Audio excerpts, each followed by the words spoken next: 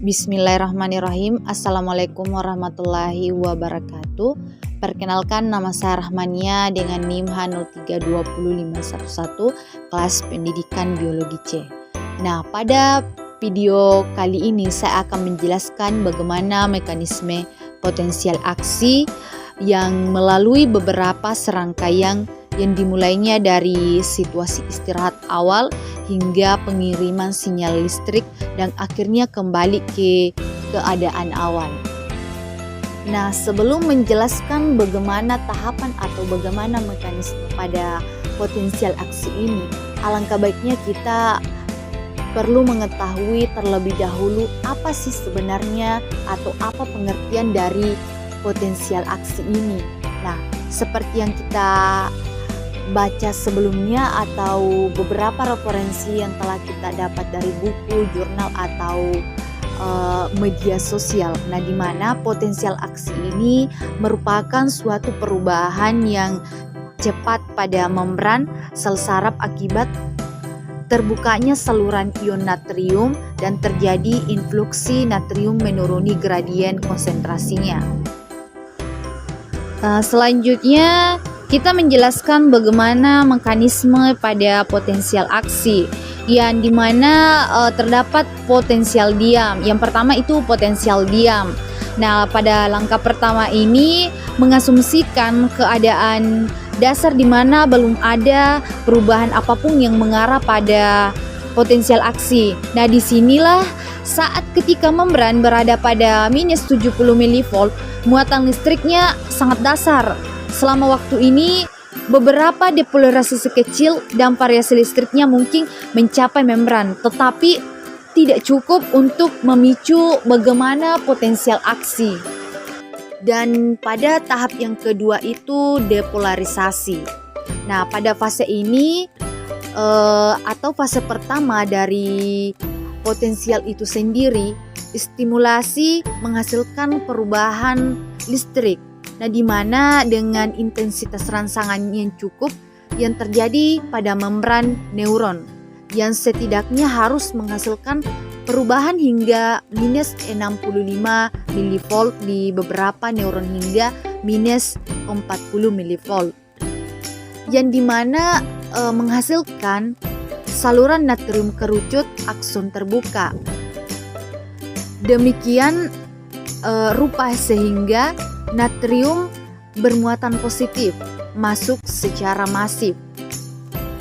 Terdapat pada gilirannya pompa natrium atau kalium yang biasanya menjadi interior sel tetap stabil dengan menukar 3 ion natrium dengan 2 ion kalium. Sedemikian rupa sehingga lebih banyak ion positif yang dikeluarkan daripada yang masuk. Nah, kemudian berhentilah bekerja. Hal ini akan menghasilkan perubahan muatan pada membran sedemikian rupa sehingga mencapai 30 mV.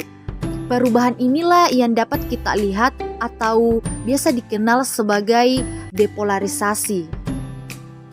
Nah, setelah itu saluran kalium membran mulai terbuka karena saluran ini merupakan ion positif dan masuk secara massal, akan ditolak dan mulai meninggalkan sel.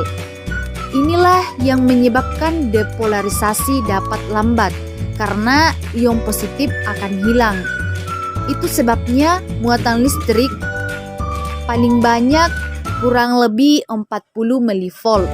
Saluran natrium mulai akan menutup dan akan dinonaktifkan untuk waktu yang singkat, yang mencegah depolarisasi sumatif.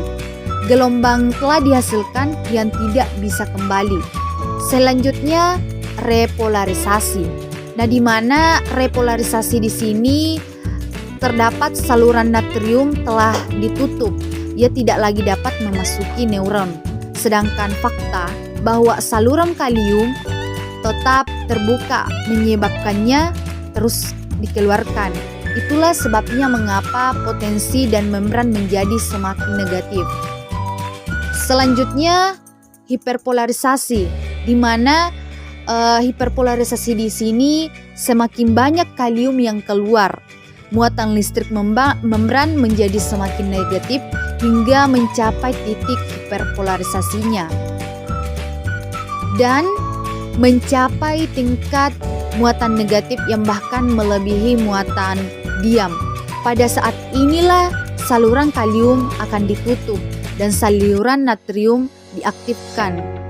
Ini berarti muatan listrik berhenti jatuh dan secara teknis mungkin ada potensi baru, tetapi fakta bahwa ia mengalami hiperpolarisasi berarti bahwa jumlah muatan yang dikeluarkan untuk potensial akan jauh lebih besar dari biasanya. Dan pompa natrium atau kalium juga diaktifkan kembali. Selanjutnya potensial diam.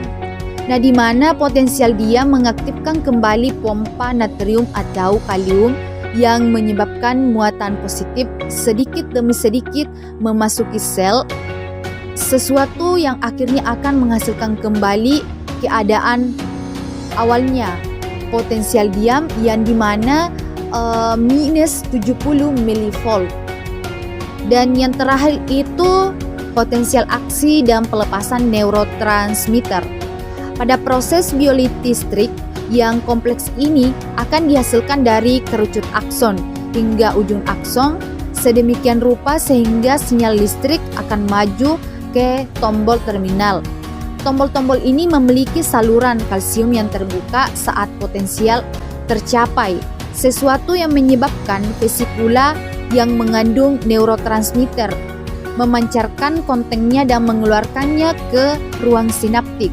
Nah, dengan demikianlah potensial aksi yang menghasilkan neurotransmitter untuk dilepaskan menjadi suatu sumber transmisi informasi saraf di tubuh kita.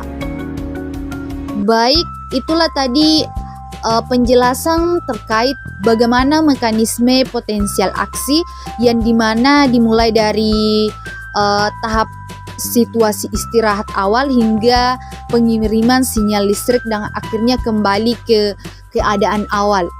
Cukup sekian dari saya mengucapkan wassalamualaikum warahmatullahi wabarakatuh dan terima kasih.